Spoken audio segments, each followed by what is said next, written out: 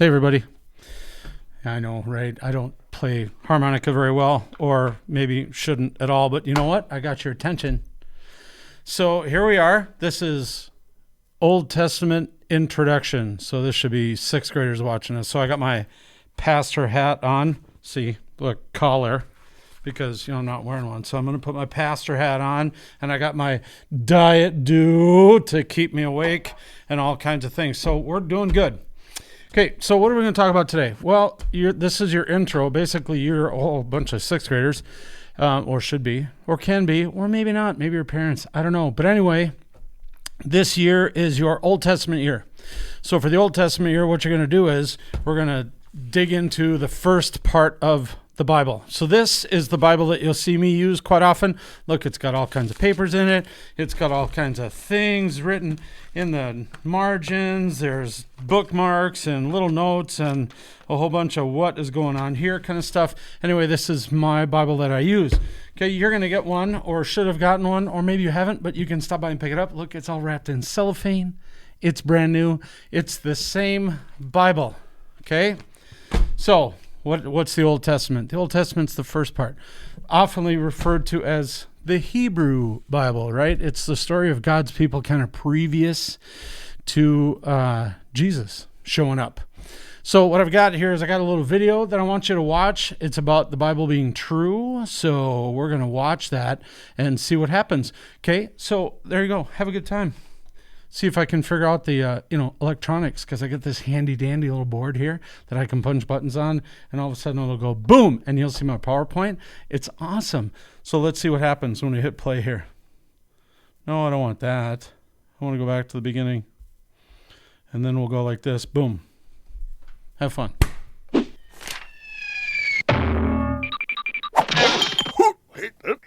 Pow, pow, pow.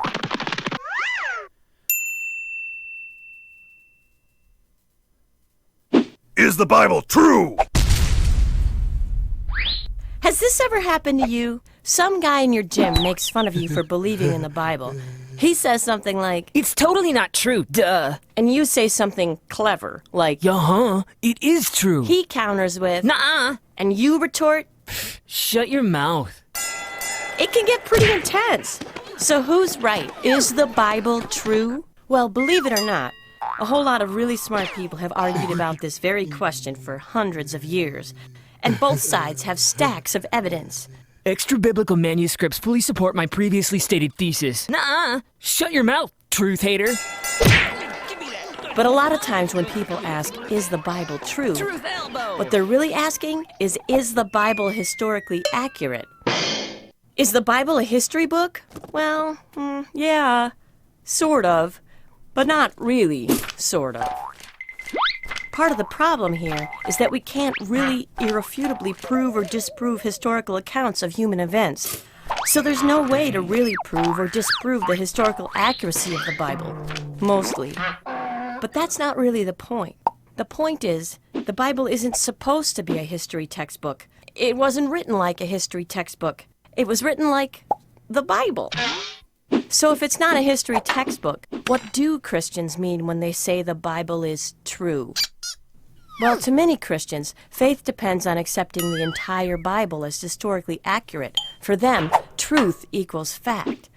So if you accept that even one Bible story may not have, quote, actually happened, then how could you trust that any of the stories happened, including the really, really important ones? And if none of them actually happened, well, then what's the point in believing in anything? Well, in that case, the Bible would be only as important as just any old storybook. Right. For consistency's sake, many Christians believe that every story in the Bible actually, literally happened. And to believe otherwise brings God's power into question. Dude, I can totally vouch for God's power here. To put it another way, if some Bible stories are only as verifiable as, say, the old anecdote that Napoleon Bonaparte invented a tasty cream-filled dessert and named it after himself... C'est vrai, monsieur. Vive la France! Ah, Napoleon I will invade your kitchen with my new culinary delights. Well, then who's to say that all Bible stories aren't equally suspect? Many Christians believe archaeological evidence may yet be found to verify all the grandest Bible stories. I'm looking. And some believe sufficient evidence has already been found. I found it. I finally found it. John the Baptist's lower third molar. But this can get a bit confusing for the rest of us. Of course, there is a reason that we have historians and archaeologists. Yay! We're still relevant. Yes, you are. See, even though theories can and should always be questioned, smart people, like archaeologists and history professors, periodically arrive at something like a consensus about historical events. I dare say, gents, Napoleon invented the Napoleon. Right you are. Yes, definitely. I concur, old man. Has anyone read my thesis? Vive la France! Waterloo? In other words, Christians can be confident that many historical accounts in the Bible literally occurred. For example, there is an overwhelming consensus among critical scholars that a Jewish teacher and healer named Jesus was crucified in Jerusalem on a charge of sedition against the Roman Empire in about 30 AD. Gee, thanks for the vote of confidence, everyone.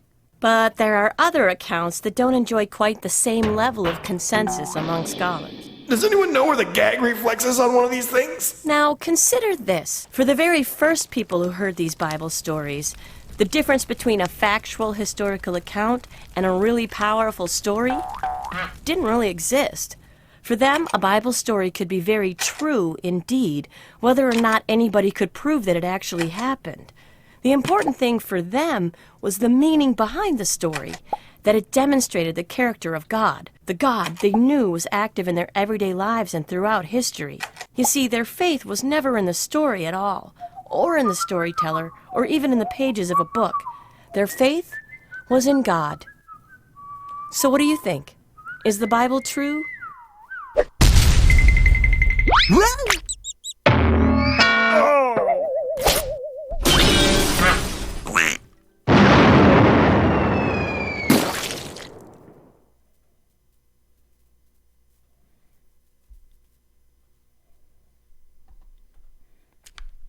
How was that for you? Okay, or as I like to say, the Bible is true, not accurate, right? So I know there's some Bible literalists out there that are going to argue with me, but here's where my head comes from on that. I'm going to tell you, if I turn to my handy-dandy Lutheran Study Bible, which is the New Revised Standard Version, and I look in Genesis chapter 4, verse 17, starts out with Cain knew his wife, and she conceived and bore Enoch. Wait a minute. So if we go with the Bible being some sort of literal accuracy, so far on earth there was Adam and a bunch of animals. Adam married Eve, or they got together anyway, and they had two sons, Cain and Abel. Well, Cain killed Abel. Then God got mad at Cain and sent him off into the wilderness with a mark on him so nobody would touch him. So then Adam and Eve were childless once again, so they had Seth, right? So Seth marries, I can't remember where that's at, but anyway, Seth marries somebody, and who? Right? So there's Cain and Abel, and Cain had a kid and then killed Abel, and off he went, and that we can get into discussions about what happened with that. But then they had another kid named Seth, and Seth got married and had kids. Well, who did he marry? Because so far the only woman on earth, according to strict biblical literacy, is Eve. Okay, well, we don't go there. So what I'm saying is the Bible is absolutely true. I'm not going to say it's not. What I'm not going to say is it's accurate. The Bible is not the story of all people. It is the story of a community of people that are wandering through the world trying to figure out what it means to be in relationship with each other, with God, and with the creation that God gifted us with. Okay? All of the struggles that come with all of that relationship are what this book is all about.